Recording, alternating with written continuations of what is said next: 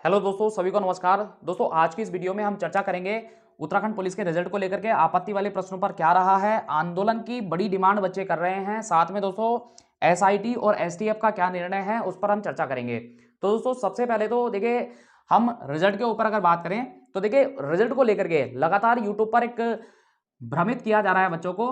15 जनवरी से ही दोस्तों 15 जनवरी से हम देख रहे हैं कि लगातार रिजल्ट की अफवाहें फैलाई जा रही हैं कि आज रिजल्ट आ जाएगा, कल रिजल्ट आ जाएगा, और इसी का जो असर है वो बच्चों की मानसिकता पर लगातार पड़ रहा है। दोस्तों हम आपको पहले ही सूचित कर चुके थे कि देखिए इतनी जल्दी रिजल्ट नहीं हो सकता है और उसमें थोड़ा सा डिले रहेगा।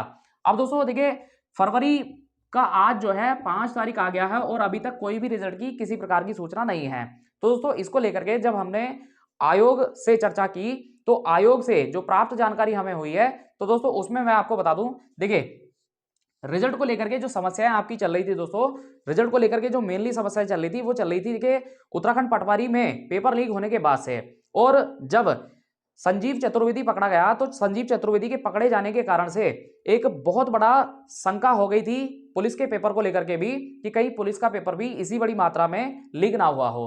तो दोस्तों इसके बाद फिर एसआईटी और एसटीएफ ने अपने स्तर पर जांच पड़ताल करना शुरू किया।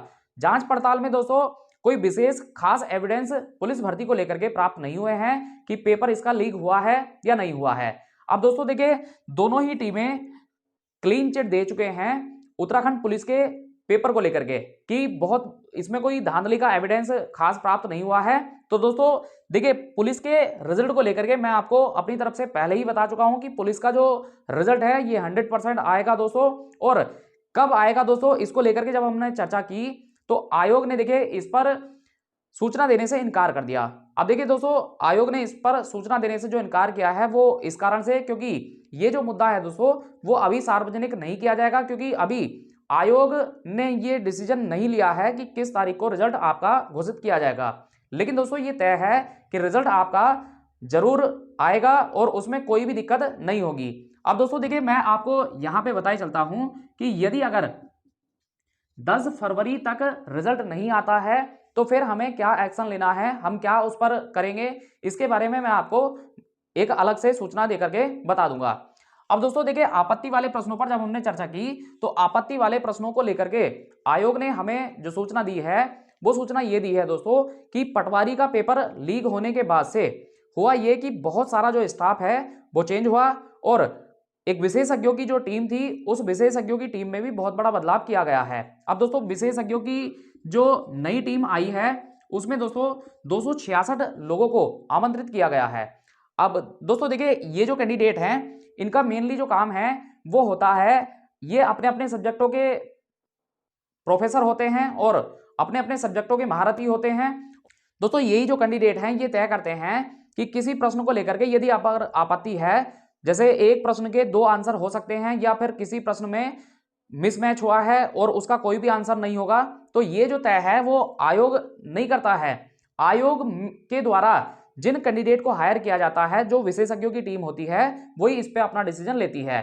तो दोस्तों पैनल इस पे काम कर रहा है और बहुत जल्द इस पे अपडेट भी आ जाएगा। साथ में दोस्तों देखिए, आपत्ति वाले प्रश्नों को लेकर के मैं आपको पहले ही सूचित कर चुका हूं कि आपत्ति वाले प्रश्नों का निर्णय फिलहाल अभी नहीं आएगा, रिजल्ट पे ही आयोग के द्वारा इस पर सूचना दी जाएगी। दोस्तों जैसा कि हम देख रहे हैं कि यूके ट्रिपल एससी में बड़े घोटालों के बाद अब यूके पीएससी भी इससे घिर चुका है और इसकी वजह से छात्र काफी निराश हैं, हताश हैं और बड़े एक आंदोलन की मांग की जा रही है। दोस्तों जब हमसे बहुत सारे बच्चों ने आंदोलन की बात की तो देखिए मैं इसके पक्ष में नहीं हूं। अब क्यों नहीं हूं, मैं इसका कारण बताता हूं। देखिए पिछले टाइम में जब बीडीओ की भर्ती में करप्शन हुआ था तो दोस्तों हमने कंधे से कंधा मिला करके अपने छात्रों का साथ दिया और हमने पाया कि देखिए जो बहुत सारे छात्र हैं, ठीक है, वो आंदोलन में आ ही नहीं पाए। तो इसके कारण से दिक्कत ये हुई कि वे सभी छात्र जो हमारे छात्र थे, जो लगातार संघर्ष कर रहे थे, धरना प्रदर्शन कर रहे थे, सभी लोगों की आवाज उठा रहे थे। अब दिक्कत ये हुई कि दोस्तों बहुत सारे जो छात्र थे वो अपने घर पर बैठ करके अपनी तैयारी में लगे हुए थे और दूसरे जो छात्र थे वो फिर हरिद्वार में या फिर देहरादून में जाकर के धरना प्रदर्शन कर रहे थे। अब नुकसान किसका हुआ? नुकसान उन लोगों का हुआ जो अपनी पढ़ाई छोड़ करके धरना प्रदर्शन में लगे हुए थे। अब वैसे ही दोस्तों यहां भी दिक्कत हो सकती है। देखिए फरवरी से लेकर के दोस्तों अगर हम बात करें मार्च, अप्रैल, ठीक है दोस्तों, इस तरह से हम कह सकते हैं कि ये 3-4 महीनों में काफी सारे आपके एग्जाम हैं और उन एग्जाम में बहुत बड़ी दिक्कत आ सकती है, क्योंकि आयोग तो अपने निर्धारित समय पे ही पेपर कराएगा।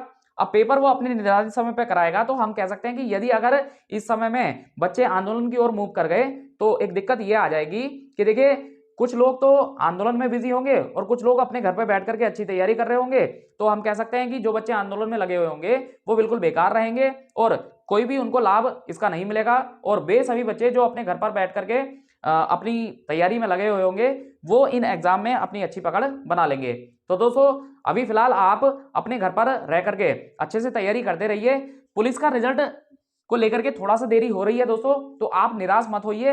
अगर आपने अच्छा किया है, अगर आपने बेहतर किया है तो आपको घबराने की कोई आवश्यकता नहीं है। साथ में दोस्तों देखिए एसआईटी और एसटीएफ क्लियर कर चुके हैं कि उत्तराखंड पुलिस के पेपर में धांधली नहीं हुई है और इस पे अपनी क्लीन चिट दे चुके हैं। तो अब ये आयोग के ऊपर निर्भर रहेगा कि दोस्तों कब इसका रिजल्ट जारी हो जाए। दोस्तों इसी तरह की महत्वपूर्ण अपडेट पाने के लिए आप जुड़ सकते हैं अपने यूट्यूब चैनल कलाम जीएस एकेडमी के साथ में।